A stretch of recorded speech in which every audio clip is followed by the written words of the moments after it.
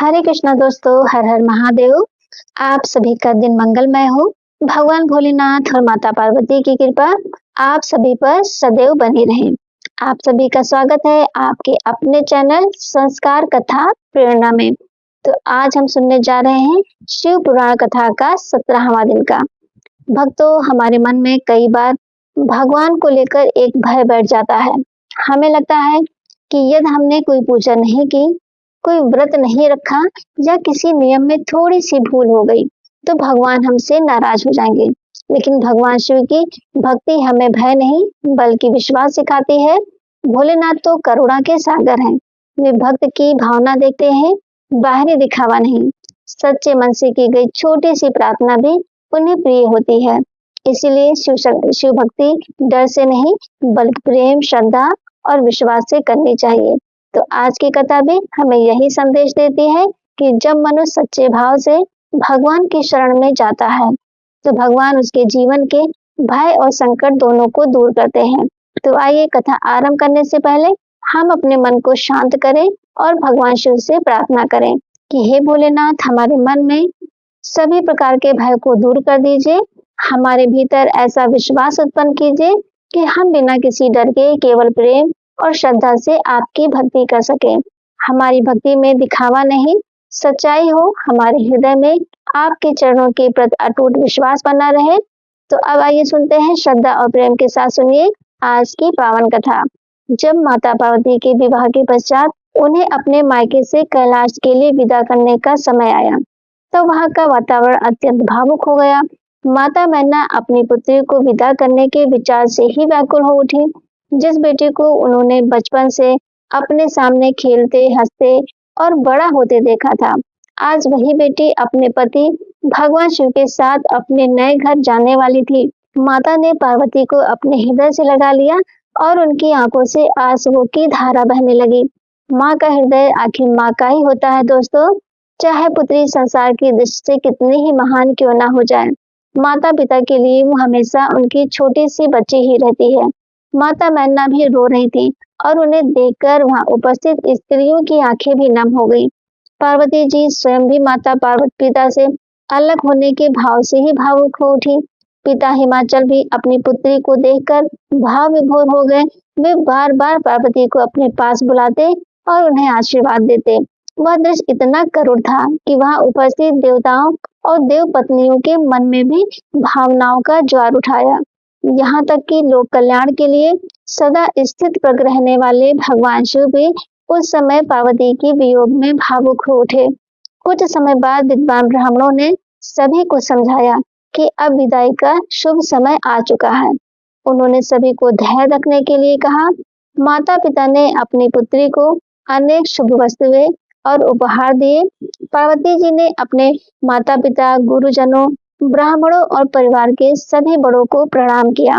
माता मैना ने अपनी पुत्री को हृदय से लगाया और आशीर्वाद देते हुए कहा, पुत्री, जहाँ भी रहना, अपने पति की सेवा और सम्मान करना। तुम्हारा जीवन सदैव सुख और मंगल से भरा रहेगा। पार्वती जी ने माता पिता का आशीर्वाद लिया और पालकी में बैठ गई। हिमाचल और उनके परिवार के लोग कुछ दूर तक उनके साथ गए। अंततः वह समय भी आया जब माता पिता को अपनी पुत्री से विदा लेना पड़ा। पार्वती जी भगवान शिव के साथ कैलाश की ओर चली गई। जब माता पार्वती भगवान शिव के साथ कैलाश पहुंची तो वहां शिवगढ़ों में आनंद छा गया। भगवान शिव और माता पार्वती के आगमन से कैलाश की शोभा और भी बढ़ गई। भगवान शिव ने पार्वती जी की ओर देखकर प्रेम पूर्वक कहा, देवी, तुम मेरे लिए सदैव से ही प्रिय रही हो। यह संबंध केवल इस जन्म का नहीं है, तुम्हारा और मेरा संबंध सनातन है। पार्वती जी भी मुस्कुराई। उन्होंने कहा, प्रभु, मुझे सब स्मरण है, किंतु अभी जो समय और परिस्थिति है उसी के अनुसार हमें अपने कर्तव्य पूरे करने चाहिए। पार्वती जी के मधुर वचन सुनकर भगवान शिव प्रसन्न हुए। इसके बाद भगवान शिव ने विवाह में आए देवताओं, ऋषियों और सभी अतिथियों का प्रेम पूर्वक सत्कार किया। उन्हें अनेक प्रकार के भोजन कराए गए और सम्मान पूर्वक विदा किया गया। ब्रह्मा जी और भगवान विष्णु भी भगवान शिव को प्रणाम करके अपने अपने लोक की ओर चले गए। इस प्रकार भगवान शिव और माता पार्वती कैलाश पर सुखपूर्वक रहने लगे। लेकिन भक्तों, शिव और पार्वती का यह दिव्य मिलन केवल उनके व्यक्तिगत सुख के लिए नहीं था। इस दिव्य मिलन से आगे चलकर संसार के महान कल्याण की अनेक लीलाएं होने वाली थी। इसी समय दूसरी ओर देवताओं के सामने एक बहुत बड़ा संकट उपस्थित था। तारकासुर नाम का असुर अत्यंत शक्तिशाली हो चुका था। उसे वरदान प्राप्त था और उसके बल के सामने बड़े बड़े देवता भी स्वयं को असहाय अनुभव कर रहे थे। तारकासुर के अत्याचारों से तीनों लोकों में भय का वातावरण बन गया था। अब देवताओं ने निश्चय किया कि इस अत्याचारी असुर का अंत करना आवश्यक है। देवताओं की विशाल सेना युद्ध के लिए तैयार हुई।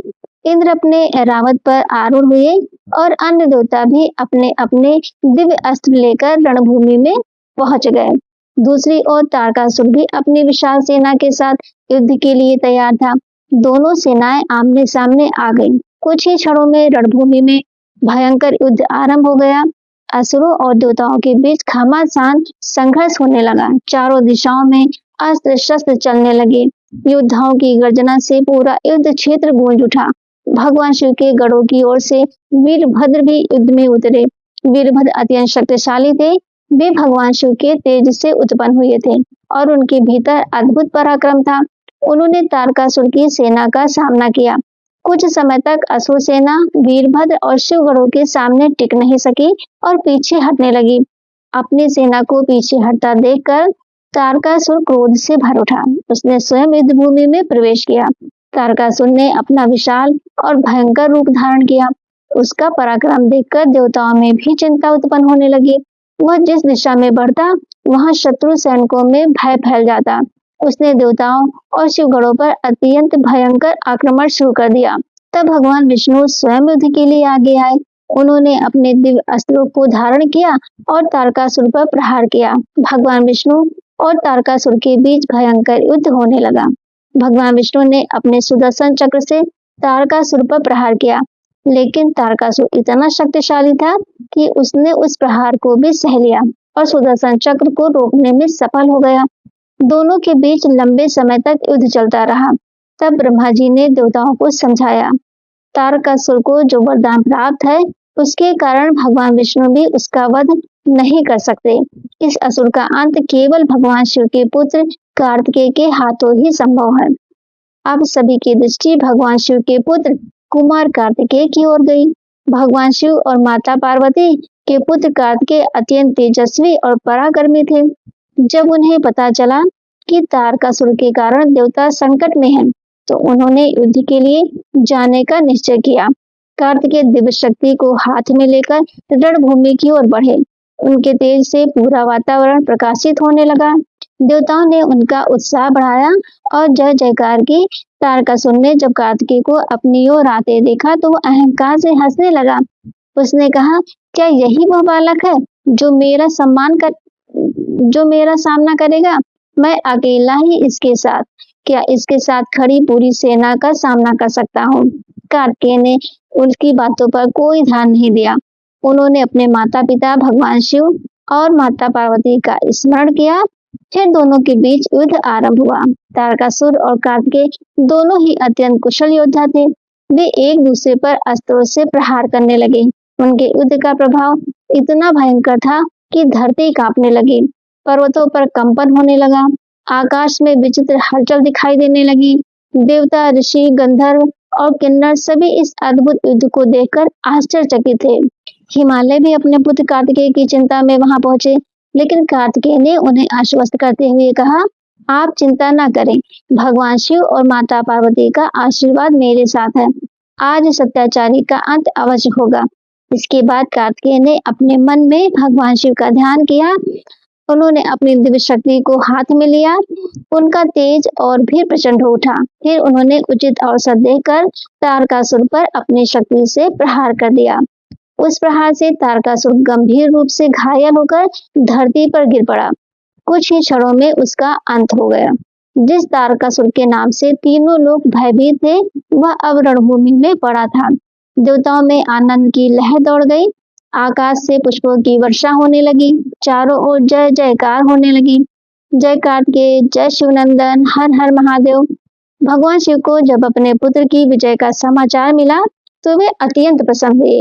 माता पार्वती भी अपने पुत्र को देखकर भाव विभोर हो गई। उन्होंने कार्तिकेय को अपने हृदय से लगा लिया। देवताओं, ऋषियों और सिद्धों ने कार्तिकेय की स्तुति की। इस प्रकार तारकासुर के आतंक का अंत हुआ और तीनों लोकों में शांति स्थापित हुई। कार्तिकेय ने देवताओं को आशीर्वाद दिया और सभी ने भगवान शिव, माता पार्वती और कार्तिकेय की स्तुति की। इसके बाद देवता अपने अपने लोक की ओर चले गए और भगवान शिव, माता पार्वती तथा कार्तिकेय कैलाश पर लौट आए। तारकासुर के वध का प्रसंग सुनने के बाद नारद जी ने ब्रह्मा जी से कहा, प्रभु, मैंने कार्तिकेय जी का अद्भुत चरित्र सुन लिया। अब मेरी इच्छा है कि आप मुझे भगवान गणेश के जन्म और उनके दिव्य चरित्र की कथा भी सुनाएं। ब्रह्मा जी प्रसन्न हुए और बोले, नारद, अब मैं तुम्हें भगवान गणेश के जन्म की एक अद्भुत कथा सुनाता हूँ, उसे ध्यान पूर्वक सुनो। एक समय माता पार्वती की सखियां जया और विजया उनके पास आई। उन्होंने माता से कहा, माता, भगवान शिव के पास अपने गढ़ हैं, नंदी, भृंगी और दूसरे सभी गढ़ शिव जी की आज्ञा का पालन करते हैं। हमारे लिए ऐसा कोई गढ़ नहीं है जो केवल आपकी आज्ञा का पालन करे, इसीलिए आपके पास भी अपना एक सेवक होना चाहिए। माता पार्वती ने उनकी बातों को गंभीरता से लिया। कुछ समय बाद एक ऐसी घटना घटी जिसने माता पार्वती को अपनी सखियों की बात का महत्व समझा। एक दिन माता पार्वती स्नान कर रही थी। उसी समय भगवान शिव वहां आ गए। भगवान शिव को भीतर आते देखकर माता पार्वती को संकोच हुआ। उन्होंने मन में सोचा, मेरा भी अपना एक ऐसा पुत्र होना चाहिए जो केवल मेरी आज्ञा माने और मेरी अनुमति के बिना किसी को मेरे पास न आने दे। माता पार्वती ने अपने शरीर से निकले उपटन के अंश से एक दिव्य बालक की रचना की। वह बालक अत्यंत सुंदर था, उसके शरीर में अद्भुत तेज था और वो अत्यंत बलवान दिखाई देता था। माता पार्वती ने उसे देखकर अत्यंत प्रसन्न होकर कहा, तुम मेरे पुत्र हो, तुम मेरी ही अंश से उत्पन्न हुए हो, मेरे लिए तुमसे बढ़कर प्रिय कोई नहीं है। बालक ने माता के चरणों में प्रणाम किया और कहा, माता, आप मुझे जो आदेश देंगी मैं उसे पूरी निष्ठा से पूरा करूंगा। माता पार्वती ने कहा, पुत्र, आज से तुम मेरे द्वार की रक्षा करना, मेरी अनुमति के बिना किसी को भी भीतर प्रवेश मत करने देना। उन्होंने उस बालक के हाथ में एक मजबूत दंड दिया, फिर प्रेम से उसे गले लगाया और द्वार पर पहरा देने के लिए भेज दिया। वह बालक पूरी निष्ठा से द्वार पर खड़ा हो गया। यही बालक आगे चलकर भगवान गणेश के नाम से संसार में पूजे जाने वाले थे। कुछ समय बाद भगवान शिव वहां पहुंचे। उन्होंने भीतर जाने का प्रयास किया, लेकिन द्वार पर खड़े बालक ने उन्हें रोक दिया। बालक भगवान शिव को पहचानता नहीं था। उसने विनम्र लेकिन दृढ़ स्वर में कहा, आप भीतर नहीं जा सकते। मेरी माता इस समय भीतर है और उन्होंने किसी को भी उनकी अनुमति के बिना अंदर जाने से मना किया है। भगवान शिव ने कहा, तुम मुझे जानते नहीं हो, मैं स्वयं शिव हूँ, ये मेरा ही घर है। लेकिन बालक ने अपनी माता की आज्ञा को सर्वोपरि माना। उसने कहा, आप चाहे जो हो, लेकिन मेरी माता की अनुमति के बिना मैं आपको भीतर नहीं जाने दूंगा। भगवान शिव के गढ़ वहां पहुंचे। उन्होंने उस बालक को समझाया कि वे भगवान शिव के सेवक हैं और उन्हें भीतर जाने से रोकना उचित नहीं है। लेकिन बालक अपने स्थान से नहीं हटा। शिवगणों ने उसे हटाने का प्रयास किया, लेकिन वह अत्यंत शक्तिशाली था। उसने सभी का सामना किया। शिवगण वापस शिव के पास गए और पूरी बात बताई। भगवान शिव को आश्चर्य हुआ कि ये कौन बालक है जो उनके गढ़ों को रोक रहा है। उन्होंने अपने गढ़ों को आदेश दिया कि उस बालक को वहां से हटाया जाए। गणेश जी ने फिर भी किसी को अंदर नहीं जाने दिया। अब संघर्ष बढ़ता गया। एक ओर भगवान शिव के गढ़ थे और दूसरी ओर माता पार्वती के पुत्र गणेश। गणेश जी ने अद्भुत वीरता दिखाई। उन्होंने अकेले ही अनेक शिवगणों को परास्त कर दिया। देवताओं को भी आश्चर्य होने लगा कि यह बालक आखिर कौन है। अंततः भगवान शिव स्वयं युद्ध भूमि में आए। गणेश जी ने अपनी माता का स्मरण किया और पूरे साहस के साथ भगवान शिव का सामना किया। दोनों ओर से युद्ध हुआ। भगवान शिव ने गणेश जी को समझाने का प्रयास किया, लेकिन गणेश जी अपनी माता की आज्ञा से पीछे हटने को तैयार नहीं थे। अंततः भगवान शिव ने अपने त्रिशूल से प्रहार किया और गणेश जी का मस्तक उनके शरीर से अलग हो गया। जब माता पार्वती को यह समाचार मिला कि उनके पुत्र का मस्तक काट दिया गया है, तो उनका हृदय क्रोध और दुख से भर उठा। माता ने अपना भयंकर रूप धारण कर लिया। उन्होंने अनेक शक्तियों को प्रकट किया और कहा, यदि मेरे पुत्र को जीवित नहीं किया गया तो मैं संपूर्ण सृष्टि का विनाश कर दूंगी। माता की शक्तियों के प्रकट होते ही तीनों लोकों में भय उत्पन्न हो गया। देवता चिंतित हो गए। ब्रह्मा जी, विष्णु जी, नारद जी और अन्य ऋषि मुनि माता पार्वती को शांत करने के लिए उनके पास पहुंचे। सभी ने हाथ जोड़कर देवी की स्तुति की। उन्होंने कहा, हे जगदम्बे, आप ही इस संपूर्ण सृष्टि की शक्ति हैं। आप ही इसकी रक्षा करती हैं और आवश्यकता पड़ने पर संहार भी करती हैं। कृपा करके अपने क्रोध को शांत कीजिए। लेकिन माता का क्रोध तब तक शांत होने वाला नहीं था जब तक उनके पुत्र को जीवित नहीं मिलता। माता ने स्पष्ट कहा, यदि मेरे पुत्र को जीवित किया जाए और उसे देवताओं में सर्वोच्च सम्मान दिया जाए, तभी मैं अपना क्रोध शांत करूंगी। देवताओं ने ये बात भगवान शिव को बताई। भगवान शिव ने कहा, देवी की इच्छा पूरी की जानी चाहिए। संसार की शांति इसी में है। फिर भगवान शिव ने देवताओं से कहा, उत्तर दिशा की ओर जाओ। वहां जो पहला जीव मिले उसका सिर लेकर आओ। देवता उत्तर दिशा की ओर गए। वहां एक हाथी दिखाई दिया। उसका मस्तक लेकर देवता वापस आए। उन्होंने उस मस्तक को गणेश जी के शरीर से जोड़ दिया। इसके बाद ब्रह्मा जी, विष्णु जी और अन्य देवताओं ने भगवान शिव का स्मरण करके वैदिक मंत्रों का उच्चारण किया। मंत्रों से अभिमंत्रित जल गणेश जी के शरीर पर छिड़का गया। जैसे ही वो पवित्र जल गणेश जी के शरीर पर पड़ा, उनमें जीवन का संचार होने लगा। गणेश जी ने आंखें खोली। वे पुनः जीवित हो गए। उनका स्वरूप अब अत्यंत अद्भुत था। उनका शरीर बालक का था और मस्तक हाथी का। उनके जीवित होते ही वहां उपस्थित सभी देवता के चेहरे पर प्रसन्नता छा गई। माता पार्वती ने अपने पुत्र को जीवित देखा तो उनका हृदय आनंद से भर उठा। उन्होंने गणेश जी को अपने हृदय से लगा लिया। उनका क्रोध शांत हो गया। देवताओं ने भी गणेश जी को प्रणाम किया। भगवान शिव ने गणेश जी को अपने पुत्र के रूप में स्वीकार किया। उन्होंने कहा कि गणेश अब सभी गणों के अधिपति होंगे। देवताओं ने भी उन्हें विशेष सम्मान दिया। गणेश जी को ये वर प्राप्त हुआ कि किसी भी शुभ कार्य से पहले उनका स्मरण और पूजन किया जाएगा। इस प्रकार जो बालक अपनी माता की आज्ञा की रक्षा करते हुए भगवान शिव के सामने भी अडिग रहा, वही आगे चलकर संसार में विघ्नहर्ता, मंगलकर्ता और प्रथम पूज्य श्री गणेश जी के रूप में प्रतिष्ठित हुए। उनकी कथा हमें बहुत सुंदर शिक्षा देती है दोस्तों, कि माता पिता की आज्ञा, कर्तव्य के प्रति निष्ठा और सच्चे मन से अपने धर्म का पालन, ये गुण मनुष्य को महान बनाते हैं। गणेश जी ने ये सिद्ध कर दिया कि सच्ची निष्ठा के सामने कठिन से कठिन परिस्थिति भी छोटी हो जाती है। तो भक्तों, आज की कथा में हमें कई महत्वपूर्ण बातें सीखने को मिलती हैं। कार्तिकेय जी ने हमें सिखाया कि जब धर्म की रक्षा का समय आए तो भयभीत होकर पीछे नहीं हटना चाहिए। तारकासुर कितना ही बलशाली, शक्तिशाली क्यों ना हो, अधर्म का अंत निश्चित होता है। गणेश जी ने हमें माता पिता की आज्ञा और कर्तव्य के प्रति अडिग रहने की शिक्षा दी। माता पार्वती ने हमें ये संदेश दिया कि माँ का प्रेम अपने बच्चे के लिए कितना गहरा होता है। और भगवान शिव ने हमें यह बताया कि क्रोध और संघर्ष के बाद भी अंततः कल्याण का मार्ग ही चुना जाना चाहिए। भगवान गणेश का हाथी के मस्तक के साथ पुनर्जन्म केवल एक अद्भुत घटना नहीं, बल्कि एक दिव्य संदेश भी है। हाथी बुद्धि, शक्ति, धैर्य और विवेक का प्रतीक माना जाता है।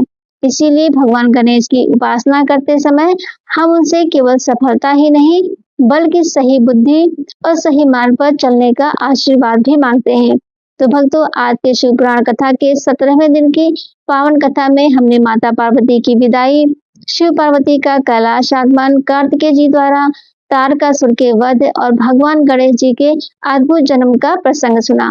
तो इस कथा के आगे गणेश जी के दिव्य चरित्र और उनकी महिमा के अनेक सुंदर प्रसंग आने वाले हैं। इसलिए आगे की कथा सुनने के लिए आप हमारे साथ जरूर जुड़े रहिए और शिव पुराण कथा के अगले अध्याय को अवश्य सुनिएगा दोस्तों।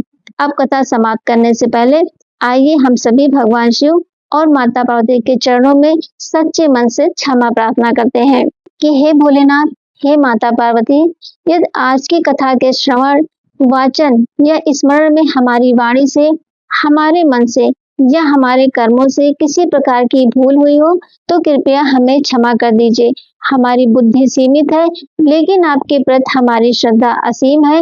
यदि कथा के किसी प्रसंग को हम पूरी तरह समझ नहीं पाए, यदि किसी बात को सही प्रकार से कह नहीं पाए या किसी दिव्य प्रसंग को अपनी अल्प बुद्धि के कारण पूर्ण भाव से व्यक्त नहीं कर पाए, तो हे प्रभु हमारी उस भूल को क्षमा कीजिए। हमारे हृदय में अपनी भक्ति को बनाए रखिए।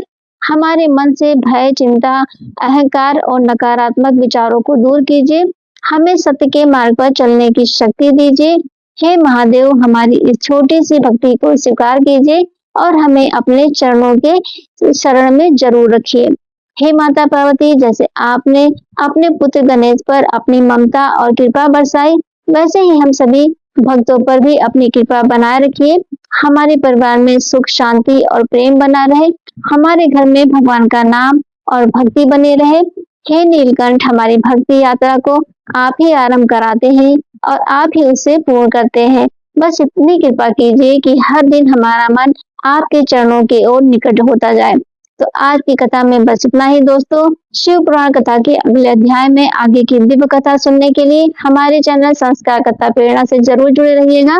तो फिर मिलते हैं अगले वीडियो में, तब तक के लिए हर हर महादेव दोस्तों।